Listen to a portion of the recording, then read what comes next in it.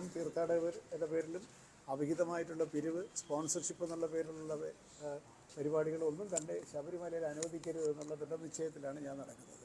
അതുകൊണ്ട് സദ്യ ഭംഗിയായിട്ട് നടന്നു. കഴിച്ചതിലൊരു സീനിയർ ലോയർ തന്നെ എന്നെ വിളിച്ച് പറഞ്ഞു വളരെ നന്നായിരുന്നു. അതുകൊണ്ട് അത് ശരിയല്ലത്, വളരെ ഭംഗിയായിട്ട് തന്നെ നടന്നു. പോലീസുകാർക്കും കൊടുത്തു, ജീവനക്കാർക്ക് കൊടുത്തു, ഭക്തർക്ക് കൊടുത്തു. വേറെ ആരാളുള്ളത്? കൊടുത്തു. അത് വെറുതെ പ്രചരിപ്പിക്കുന്ന വാർത്ത. ഞാനിപ്പോൾ ഇങ്ങോട്ട് ഇറങ്ങുന്നതിന് മുമ്പ് ഞാൻ എക്സിക്യൂട്ടീവ് ഓഫീസറെ വിളിച്ച് ചോദിച്ചതേ ഉള്ളൂ. അപ്പോൾ 3000 ഭക്തർ കഴിച്ചിട്ടുണ്ട്.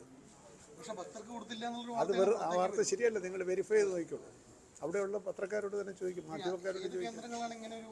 അത് ഇത് സ്ഥിരമായിട്ട് ഇതിൻ്റെ മേൽ പിരിവ് നടത്തുന്ന ആൾക്കാരുണ്ട്. അവർക്ക് വലിയ വിഷമമായി, നിരാശയായിപ്പോയി. അവർക്ക് ഇപ്രാവശ്യത്തെ ഓണം നിരാശയുടെ ഓണമായിപ്പോയി.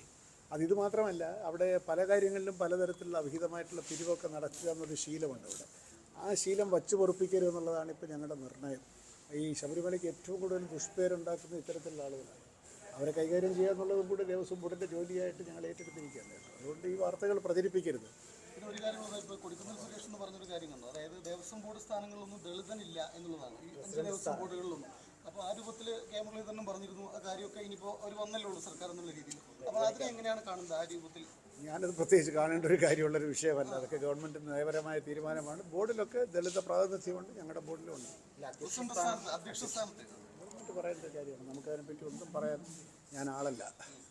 നല്ല കാര്യം നയപരമായ തീരുമാനമാണ്. അങ്ങനെ ഒരു വിവേചനമൊന്നും ഇല്ല. അതൊക്കെ എനിക്കതിനെപ്പറ്റി അഭിപ്രായമില്ല. വേണ്ടത് തന്നെയാണ്, നല്ലത് തന്നെയാണ്.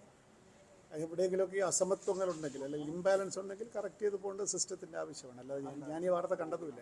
അതിനെപ്പറ്റി എൻ്റെ ഒരു അഭിപ്രായത്തിന് വിലയുമില്ല. അദ്ദേഹം പറഞ്ഞത് മന്ത്രിമാരൊക്കെ ഉണ്ടായി, കെ രാധാകൃഷ്ണൻ മന്ത്രിമാരൊക്കെ ഉണ്ടായി. പക്ഷേ ഗവൺമെൻറ് ചിന്തിക്കേണ്ട വിഷയമാണ്. ഞാൻ അതിനെപ്പറ്റി ഒരു അഭിപ്രായം പറയേണ്ട ആവശ്യമില്ല. Thank you.